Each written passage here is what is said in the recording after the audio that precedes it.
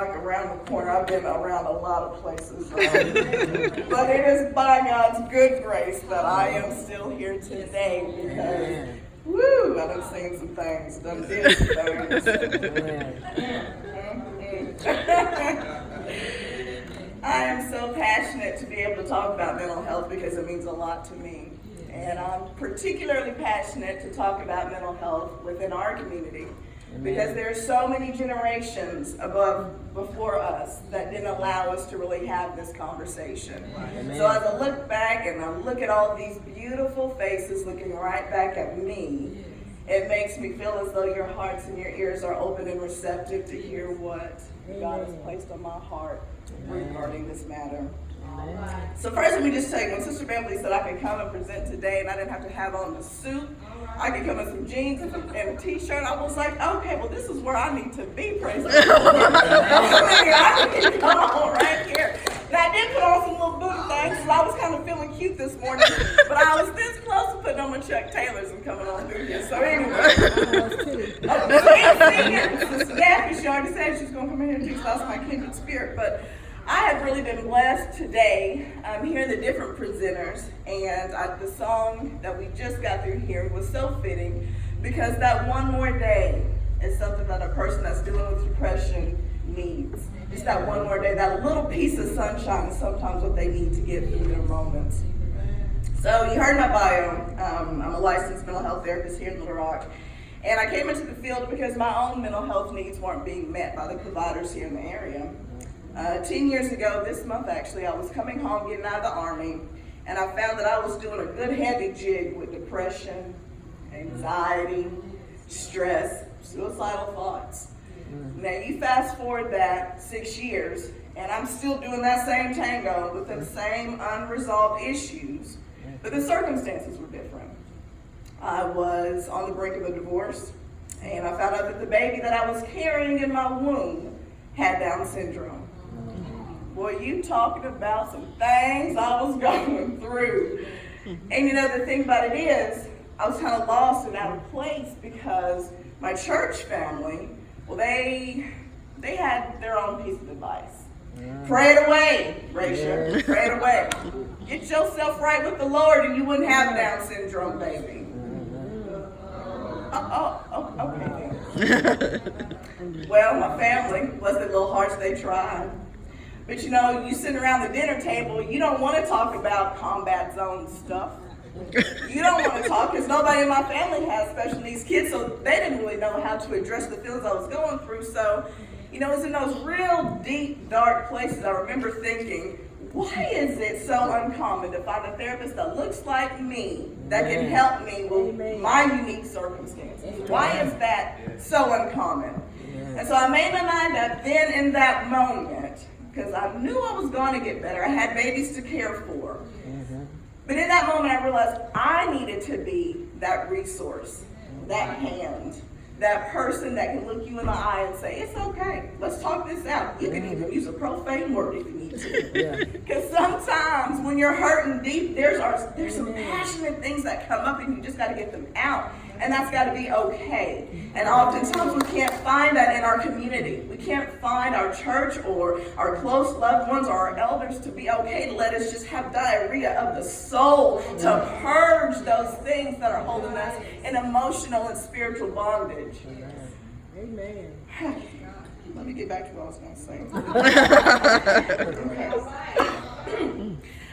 After all my schooling and a half of mustard seed of faith, I became Raysha Clark, licensed counselor here in Arkansas. So anyway, I found that hand, and I'm so excited, and that's why I'm so passionate, because I want people that look like me to be able to come to me and say, Raysha, I got some stuff that's going on in my world, and they know it's going to stay right here because that's what I'm legally bound to do. I have to keep it with me. Because we have girlfriends that we can go and talk to. You know, we got that one good cousin. My one good cousin came today. But we got folks in our lives that we could talk to. That's not professional help. I went to school to professionally provide you some resources to get through some things that maybe traditional wisdom isn't going to help you through.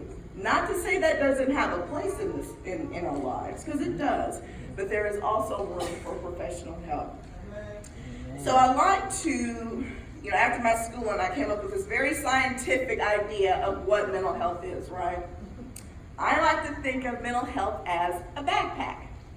Everyone has a backpack that they carry on their back every single day. Our backpacks are filled with good fluffy things. I call those the pillows. You have those fulfilling jobs, those really nurturing relationships, close bonds that you have with friends and peers and loved ones. Those are the pillows in your life, right? But then we also have the bricks. The bricks are the things that get chunked at you, unexpected death and illness, divorce, things of that nature. So our backpacks, everyone has them. Our backpacks are things that we carry around with us. That's our mental health wellness. So we all have a mental health status. And it's how well you can balance those things as to where it's healthy or if it's in some trouble. And then that's okay, because if you haven't figured out how to balance it, there are people, and I'm one of them, that have a natural genetic disposition to struggle with mental health and mental health and wellness. When I look at some of those things, when I look back over my life and I'm thinking about all the bricks that's been put in my backpack, I think about the pillows. I remember how it took some of those pillows, how it took my faith to kind of keep me going in life. And it could be someone that is sitting right beside you that has a smile on their face, but really the bricks in their spiritual backpack, in their mental backpack, is weighing them down to where you might not even see them tomorrow because they chose to go home and take their life. It's very, very easy for us to get confused by the smile that we put on our faces every single day. So when you see these little things on Facebook that say you need to check up on your friends, call them. Don't just text them, call. Hear in their voice. Before you call, pick up the phone, discern, ask God, hey, help me to discern what's going on in this person. If you have that little nudge in your spirit to say, hey, let me give so-and-so a call, follow up on that. Right. Your people need you. Your people are the people that are in your life. Whether you only talk to them for a year or a week or a month, or they've been there all your life, those are your people. See about your people, black people. Please do. Amen. Please do. See about your people, black people. Okay, yeah, I got that. So let's talk about some of the big bricks that are in our life, right? And I think the one that comes up and shows up in a variety of ways is stress. Stress is one of those things that it presents different from everybody. I'm in a season of my life where I'm raising kids that are in various stages of their lives. I have a teenager. Pray for me. Yes. Yes. Pray for me. Ooh, she is all of me and then some, and it's just, I want to lay holy hands. And then, she's an amazing girl. Thank you, Stella, for being amazing.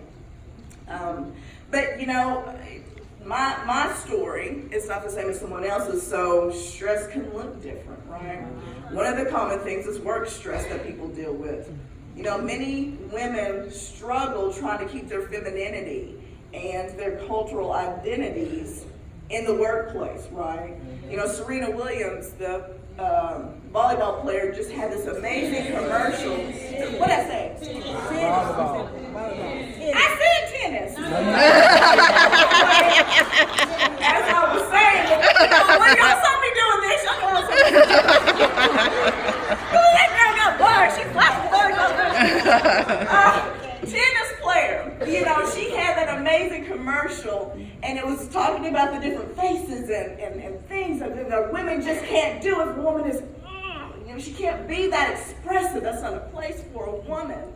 And so you have that burden not to be too aggressive in the workplace, not to be, too feminine. You can't be too girly, too cute, too sexy. You can't be provocative. You can't be emotional. You find yourself struggling trying to figure out how you can make your work persona match up with your home persona, because sometimes women find that those are two different people that they're having to be, and that leads to a place of confusion inside of you. You hear people having these midlife crises. Well, that's part of it. If you've got to live 2 or 3 different personalities, you will get worn out. So, my big takeaway from that is live your authentic self. Find what that is. Find what that looks like. Move in that. And it doesn't have to be a drastic change. We'll talk a bit about that in a minute. So the next thing I think of is work-life balance. So you have women that have been plagued with this either perceived or actual pressure to balance their work life, their family life, their spiritual life, their home lives, right? Statistically speaking, women do twice as much work around the home than men do. Now let me tell you, okay, women, y'all already know.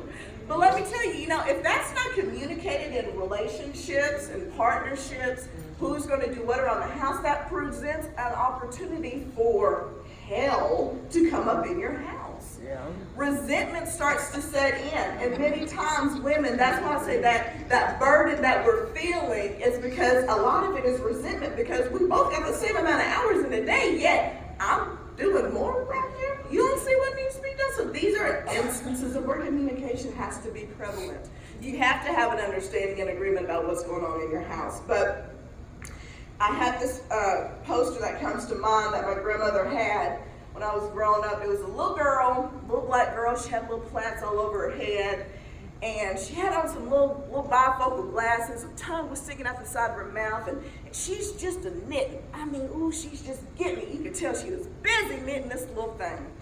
And underneath it was a caption that I can appreciate more now as a woman and a mother. The caption said, "A woman's work is never done."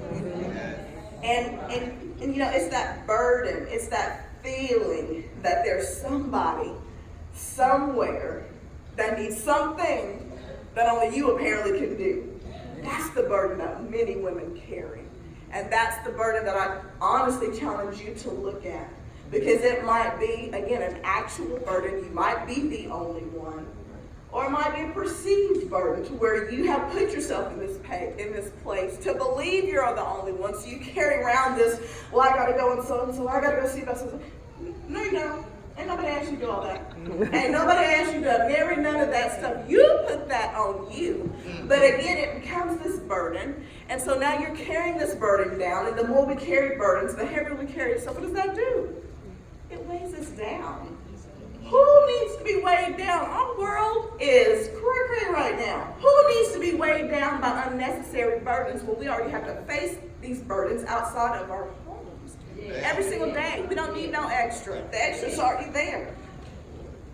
Now, one of the things that I think we do not talk about, especially in the community, is shame. And shame is a stressor that we all feel, but I think there's some things that are unique to women when it comes to shame. So let's think about some of those. Abortion, shame factor, unique to women. Having sex and having kids outside of the marriage, stressor. Women are the ones that are birthing these babies.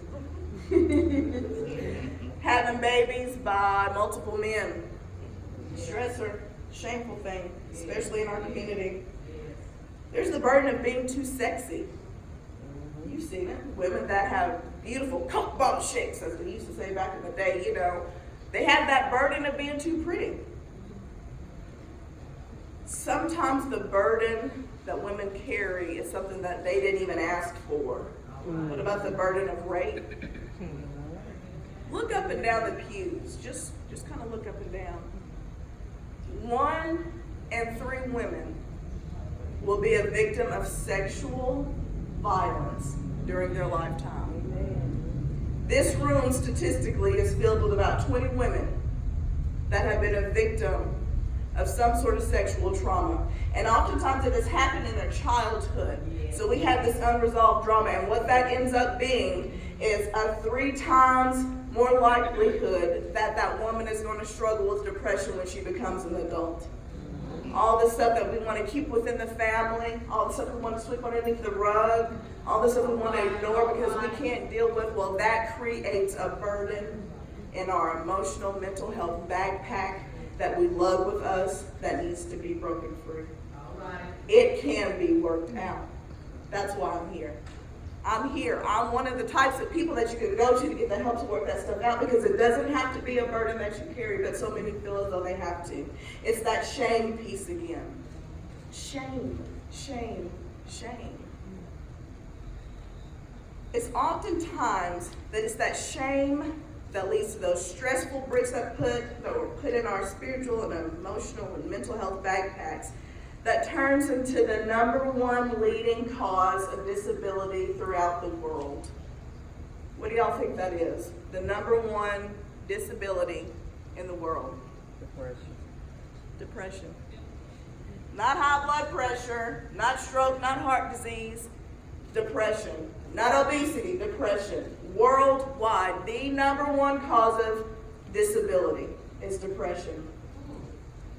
And it kind of hurts me because, I do this for a living, and so I see the symptoms, but most times depression is one of those really sneaky things that you don't really know is happening until it's in full force. So let's check your knowledge here. 10. I need 10 signs of depression. Let's name them. Excessive eating. Excessive eating, okay? Sleeping too much or not enough, yep. Drinking, okay, excessive drinking. Social withdrawal, thank you. 4. I was going to say too much internet on the phone. On Disengaged. the phone too much. Yeah, disengaged with those around you. You sitting on the phone, on the internet or whatever, completely isolating yourself from humans around you. That's 5. And y'all struggling with 5. Okay. Attempts of suicide, yep. Anger, thank you, sister. I'll elaborate on that. We got 7. Emotional crying. Excessive crying, that's 8. Changing your physical appearance. Can't concentrate, yes, exactly. 9, what was that? Changing your physical appearance. Changing your physical appearance. Just all of a sudden, I'm Mariah Carey. I'm okay. I'm going to come out with weave down to hit the, put on some butterfly glittery stuff. I'm going to be Mariah Carey today because I don't want to live inside my world anymore. Thank y'all for giving me those signs. Mood swings, excessive crying, feelings of absolute rage, being irritable, isolating yourself from people, having thoughts that are hopeless, feeling as though you just can't go on. Stomach aches, headaches, feeling jittery, having anxiety. These are signs as well. And so we oftentimes think, okay, well, if I'm just tired and I'm lounging around the house a lot, okay, that's what I should look like if I'm depressed. No, if you're about to cut at somebody every single time you're driving down the street, that anger could have manifested from a depressive episode that you're having in your life. And this doesn't mean that you're going to be depressed the rest of your life. You could be in a season. It can be, we call it an episode. In the medical community, it's called an episode. So you might have an episode in which you're in a depressed season for 2 weeks or more. And that's okay because you can get out of that. Because again, I'm here. So I want to talk a little bit now because I know I'm running out of time. The Lord knows I can talk. But the thing about identifying the symptoms is to help us to be able to articulate them to the correct medical professional, because oftentimes over 50% of people that are in a depressed season are misdiagnosed. They go and they tell their doctor what they're thinking and they're feeling, but the doctor doesn't believe them, believe it or not. So that's why you got to be in tune with your own self to know, what are these things that I'm feeling? And right now, in America, 1 in 5 adults live with a mental health condition, and yet over 60% of them don't or won't get treatment. 60%. And I think it's because of that lack of getting treatment is the reason why, on average, people with serious mental illness die 25 years earlier than their peers. 25 years. Babies grow up to be adults in 25 years. Lifestyles can completely and drastically change in 25 years, and yet without getting the proper care, a person could literally lose out on 2 decades and a half of their life. Mental health treatment is important, but there's so many stigmas around it that it keeps people from going and getting the help that they need. Yes. One of the things is that a person that has anxiety or depressed or suicidal feelings, they're thought to be weak. You hear that in the community, in Christian community, out in the world. But let me tell you something. As a person that has struggled with all three of those things, I look back in those seasons of my life and I commend myself for being so strong. It takes more than a notion to get up every day when all you want to do is sleep. It takes more than a notion to go into the room and deal with your children when that is the last place in the world that you'd rather be. That strength mixed with a faith in a God that I cannot see, Yes. that kept me afloat. A good dose of antidepressants got me on through there. Talk therapy got me on through there. It's easy to get on through there when you know how to get on that path, right? You got to be educated to know what the signs are so you can get some help. And then when you can tell those people that you come in contact with in the medical field what your problems are, they can help you. Help is out there. Faulty thinking patterns is something that happens with a person. Chemical imbalances is something that happens for a person. Vitamin deficiencies are things that happen to a person that's struggling with mental illness. So weakness, I want y'all to get that out of your mind. That should not be the thing that comes to your mind when you think about somebody that's going through a season of depression or anxiety. Weakness is not it. They're not less of a Christian if they're having these issues. Now, another thought is that mental health treatment is too expensive or it's only for white folks. I hear this one a lot. Yeah, and I get it. Because for a long time, that was the place that they would go and get their value, their Xanax, or whatever, and to keep themselves afloat. Well, we don't need that because we're resilient kind of people. Right. But in the event that you did, that's okay too, right? Because everybody's story is unique. Everybody's story is their own.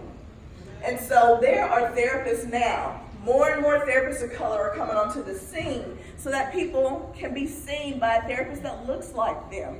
And if you feel comfortable that you can be in a place to kind of let your soul be there, that leads to treatment. That leads to the help that you need. There are people that I see from the comforts of their own home. Technology is amazing. We can do video chats. You can be sitting in your bed, crying your little eyes out, and I'll be on the other side of the world with my computer going, baby, it's going to be okay. It happens. Technology is amazing, so you can get therapy in your own home. And you know, it's not as expensive as you think now because a lot of insurances are starting to include therapy as something that they will cover. And like me, there are therapists just like me all around the state that if you just simply ask, hey, can you give me a discount? They'll give you a discount. You just gotta ask. You simply gotta ask. So you got to put that faith's not worth thing instead. Yeah, put the work in. Have some of that faith. Put the work in and go and reach out and see what happens.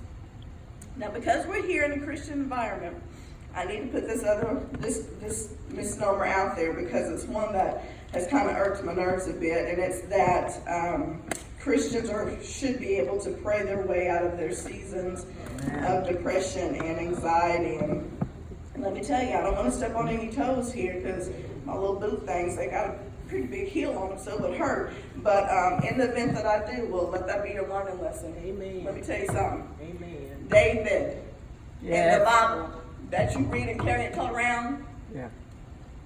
depressed. He asked the Lord, Help us, help us. yeah, I'm worn out from calling from help. My throat is parched. My eyes fail looking for my God. That's depression. Yeah. In your Bible, right? Amen. That's depression. Naomi, look, the Almighty has made my life very bitter. That's in your Bible. Right. That's in your Bible. Elijah said, I've had enough of this, Lord. Take my life. Right. This is your Bible. These are examples. This isn't just a new age thing. Depression has been around since your Bible was written. Amen. So it doesn't mean that it's above us or beneath us or none of that. It happens. Right. And it is okay. And that doesn't mean that you're any less of a Christian. Amen. Those have nothing to do with each other. You know, there are plenty of vessels that God will put into your life to allow you to get the help that you need. Just have faith that you're going to come through there. That's what I want you to remember. Have enough of the faith to remember that you can get through there. And what God allows to happen to get you through there Let him have his way. Don't let people tell you that you're lesser than a Christian, that you need to get yourself together. Boy. See, Amen. tell me I need to get my life right. Boy, you had your nerve. Okay, let me get off that right quick. Now, I know that there's this notion that, y'all know the saying, what goes on in this house Stays in this house. it stays in the house. And you know what? I appreciate that and I respect that. I know where it comes from. A lot of my older relatives have said, you know, there was a time where the man wanted to come through and break apart the black family any way that they could, so we had to keep our business and our dealings within the home. And I understand that and I respect that. But I want you to also know that when you're carrying around this excess baggage, it does more harm to your physical body than you're really even realizing. And so there are ways that you can confidentially get this stuff off of you. You don't have to carry the burden. And I think it's time that we stop making the black woman bear the cross of her race and her culture. Right. We got to be able to breathe. Amen. We got to be able to shake our shoulders off for a minute and just have a reprieve from all the burdens that we've been asked to carry. Amen. Black women, we are some powerful creatures. Amen. Yes, We are some powerful, resilient people. So I'm going to leave you with this because I think it's important for y'all to have tools to take with you moving forward. The first thing I want you to do, as we were talking about earlier, I want you to live your authentic life. I want you to think about who you are. Take some time for yourself, a couple minutes a day, and just think about who you are in this season of your life. You know, as Sister Daphne was saying earlier, you know, I wasn't what I was 30 years ago when I got married. You know, her version of her womanness and her fondness and her this and her that has changed. It's evolved. You have too. Now, it doesn't mean that you should be in 30 years a first lady somewhere. That's not what I'm saying. Your evolution is your own story. How have you evolved? Even over a year, how have you evolved? Take time to figure that out. Start being more authentic, because the more that you can be real in every environment that you have yourself in every day, the stronger you'll become. Amen. Number 2, you are worth it. Just as you are. If you don't do no more self-reflection, you is good. Amen. Just as you are right now. Right. Stop being around people that are trying to tell you that you're not enough, that you're not good enough. Amen. You better ditch that and get around some people that will rally around you and say, just as you are, I accept you. Amen. That's what you need. Now listen, be discerning. You know, not everybody, you know, all that sugar, you know, you can get caught up. But the notion here is to be around like-minded people that have the Spirit of the Lord flourishing through them, and let them tell you, just as God would, I love you just as you are today, right now. There are changes you need to make to grow to be more like me, speaking as the Heavenly Father. There are things that we all need to do. We should be striving to be more like Christ. But until we get to that point, which will be when we're in heaven, we're okay in the moment that we're in. Number 3, make a list of 15 things that you like about yourself and that you do well. I challenge you to email me that list. In your basket, or in the little baggies that you got, you should have had my business card in there. If you don't, I have plenty of them. But if you're brave enough and you have the courage enough to do it, please email me your list so I can congratulate you.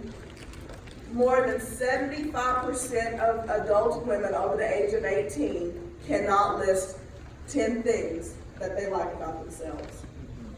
Let me say that again. 75% of women over the age of 18 cannot list 10 things that they like about themselves. We're wondering why the souls of a woman is crushed. It's because we are told through social media, through different sources in society, what we are or how much we're not measuring up. Well, break that cycle in your life. If nobody tells you, you tell yourself the 10 things that are good and amazing about yourself. Get in tune with you. Turn off the of the things of the world. Get back in tune with you. Sit down with your Bible. Sit down with your tears. Sit down with the Lord and say, God, what did you create in me? I am made in your image. What did you make in me that's good and strong and awesome? I know you've given me something. Show me, Lord, because I have forgotten myself. That's what you need to do. So please, email me. I want to see how many courageous, beautiful women will email me and say, Raysha, I want to brag on myself for a minute. Here are my 15 things that make me amazing and awesome. Number 4, everybody that you encounter needs to see a therapist. Yes. Including you.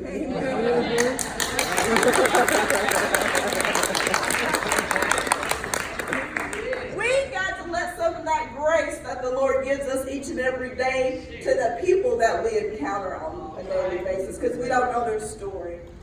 But just like I said, they need some grace. You got to give yourself some grace. Amen. You got some baggage. I don't know what it is, but we all got it. Amen. We got bricks in our mental health backpack on our backs right now. And that doesn't mean that you got to be in therapy for a year. No. Everybody could use some help sifting through the different things that they're going through or have been through. I've seen some clients for 4 or 5 times. I don't see them again for a couple of years. That's fine. I've seen a woman every week for a year. That's okay too. Because I don't know your story, and it just evolves whenever you're in therapy. So invest in yourself. Let that evolve. Let that happen so you can be the best version of you, so you can lift off some of these burdens off of you. Amen. Number 5, last one. You need to find you a song, a scripture, a statement, a saying that you can cleave to whenever you need an instant pick-me-up. Now, I got a few. Now, I'm a Parliament baby, so you give me a little bit of P-Funk, and I'm good most of the time. But you know, there's times where I need Alicia Keys to tell me that I am Superwoman. I put an S on my chest, and I might even look a mess, but I'm still Superwoman, you know. There are times that I am humbled and tears to my knees when Leandria Johnson sings her heart out, because I know I too need to be delivered from things. So, you know, you got to find whatever your song is for whatever situation that you need to get yourself through something, because we can't always run away from the things in life that come at us. You know, the kids are still just going to be in the next room, but if you just need to take a minute to go to your prayer closet, your bathroom, your whatever the case may be, and find that song or find that scripture or find that saying and repeat it over and over and over again to get yourself through that moment, that's power right there. And the more that you can utilize your own tools to get you through, the stronger your mental health will be. Amen. So that's it. I was only supposed to be up here for, I think, 15 minutes. I just, I ain't even talking. I don't know what happened.